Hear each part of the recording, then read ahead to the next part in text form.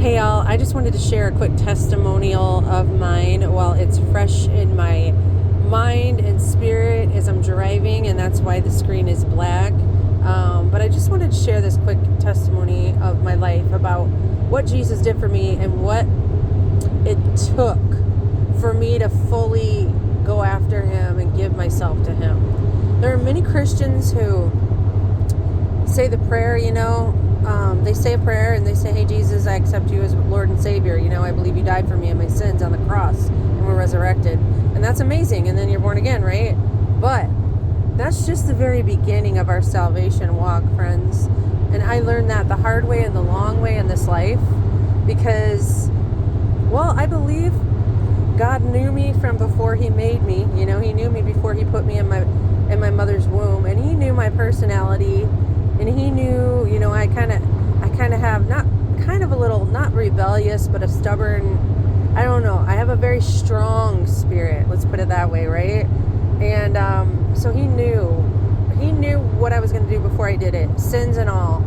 And he still put me on here because he had a plan, and he knew he was working it all together for the good.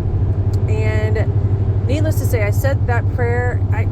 I said the born again prayer when I was a little kid in like fourth grade probably with my mom, over the TV.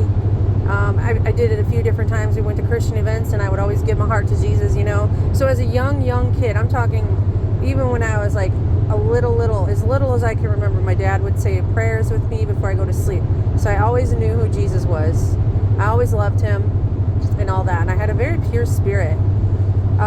But as I grew up, I started noticing, I wanted to fit in, and I didn't necessarily always fit in. I was very, very timid also when I was young, and I hated that. I hated that about myself. I wanted to be, outgoing and not self-conscious and all these things, right?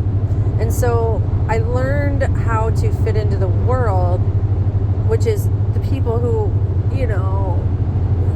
doing things that I wouldn't normally do, but I learned how to fit in because I wanted to fit in. I started going and doing the things that they did, not really wanting to do those things, but just knowing if I did them, that I would be fit in and they would think I was cooler, and accepted, and I wouldn't be rejected.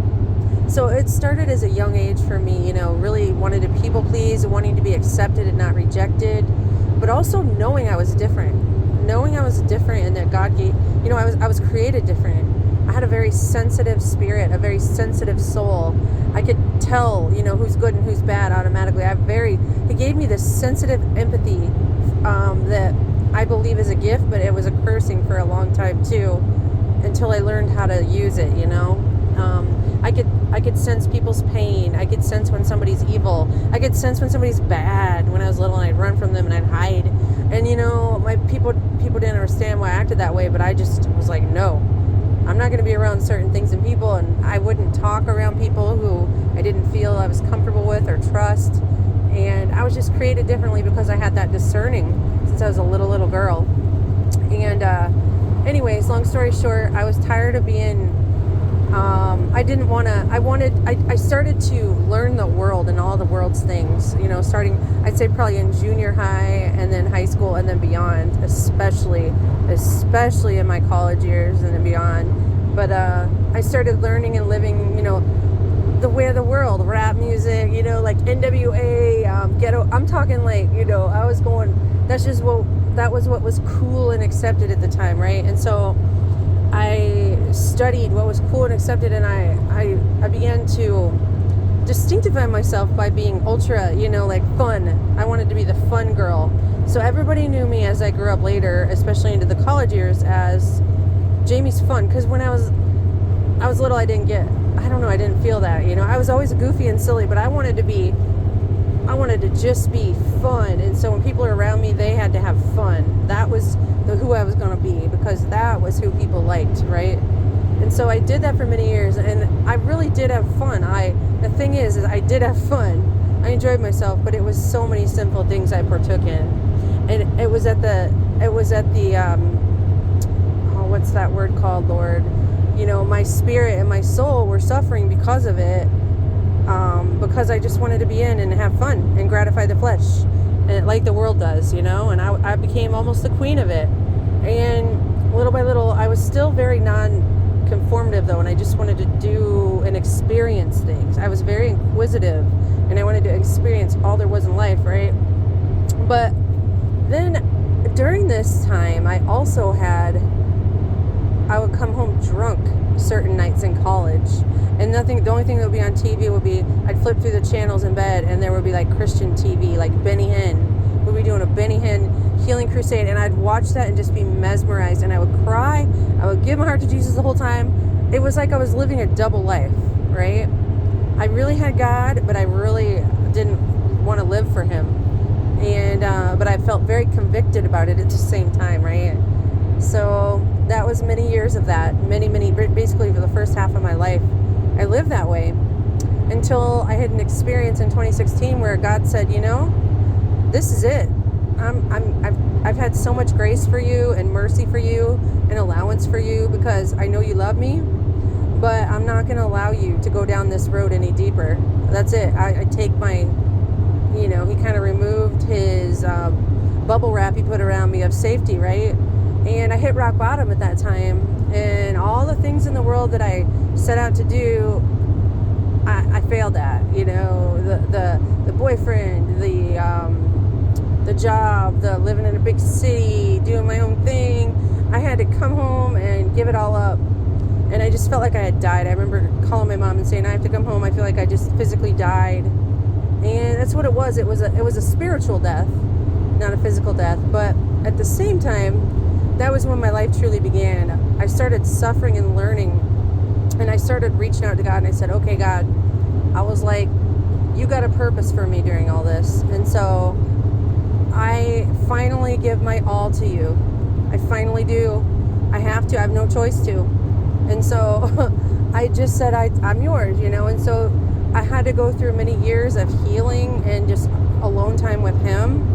And it was very dark times where I would just seek him, and I would watch certain, the Holy Spirit would guide me to certain like YouTube videos about healing and deliverance and things like that, and just learning more about the love of God for me.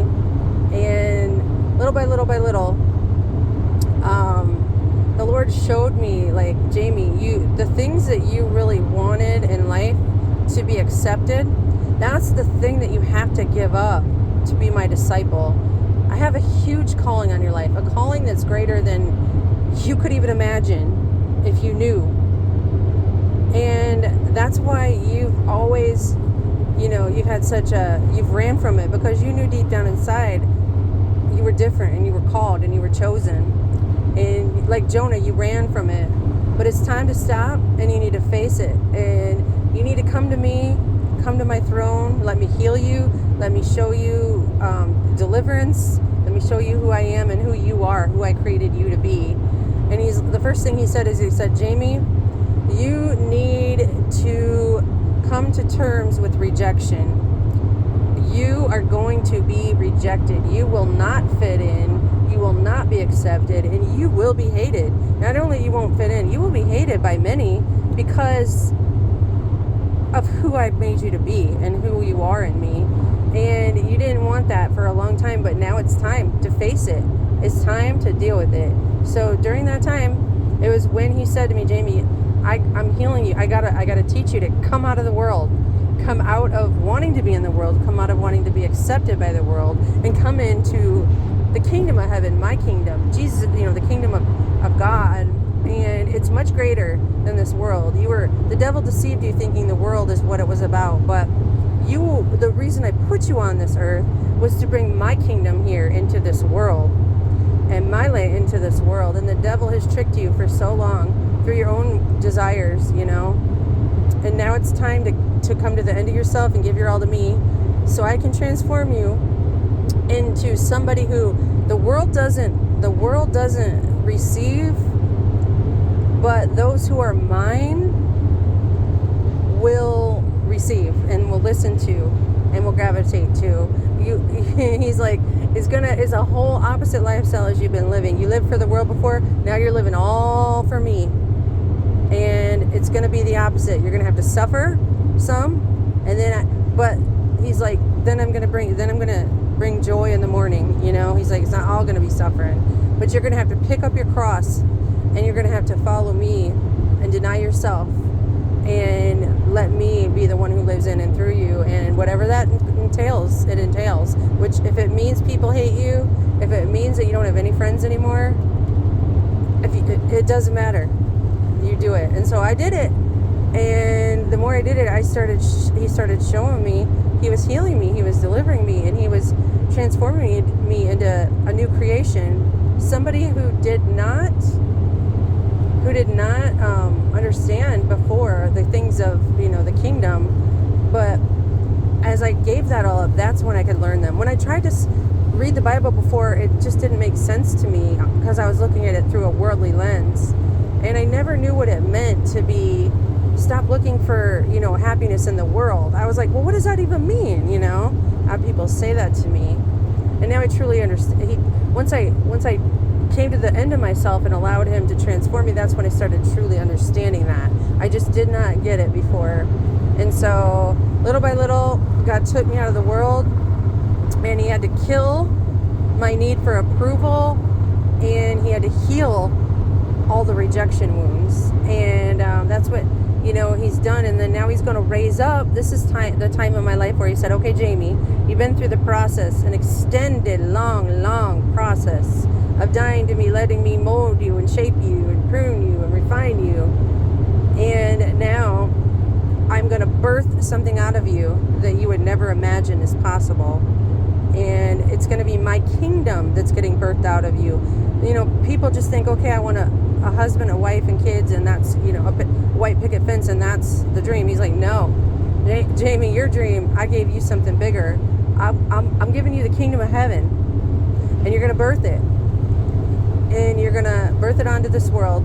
And many people are going to be receiving me through this. And so I had to do this for you. I had to put you through this process of pain and, you know, denying yourself, because the fruits that are going to come from this are beyond what you can even imagine. And so that's the process. It's like those are the dark night of the soul, the wilderness seasons. And he taught me that he told me, you're going to help so many people go through their own wilderness seasons. I'm teaching you as a trainer, a prophetic index finger to people of how to do this thing, how to bring the kingdom to the earth, so I can pour out my glory, the greater glory of God, on these final days before I come back to judge the world. And so we're in a time right now prophetically where it's not just me he's done this to. He's taken a lot of his remnant through this same process who ran. And now he's prepared them, and he's raising up these pure people, these people with pure motives now, that have got all the world burned out of them, who only know Jesus as their peace and happiness, because anything without him, it just doesn't feel the same anymore, right? And these are the people that are going to birth this movement of the kingdom coming to the earth, of the greater glory, the greater miracles, the greater works that Jesus said we will do in his name. That's what's to come. And that is what you have to do if you want to be a part of that. And you have to give up those things that you think you need and want in the world. It's like that little, have you seen that meme where that there's a father, or Jesus has this little boy has a teddy bear in his hands, a little teddy bear, and Jesus is standing in front of him, asking him to give him his teddy bear, but he has a bigger one behind his back. The little boy didn't want to give it up. That's what it feels like. That's what it was like. I didn't want to give up my teddy bear. Why, God? Why? And then he's like, just trust me. And when I did it, the big teddy bear came, the kingdom, you know. So that's the analogy he kind of has shown me of what it's about. So I know that was really long, and I just wanted to get it out while it was fresh in my mind, and definitely real raw and uncut in the moment.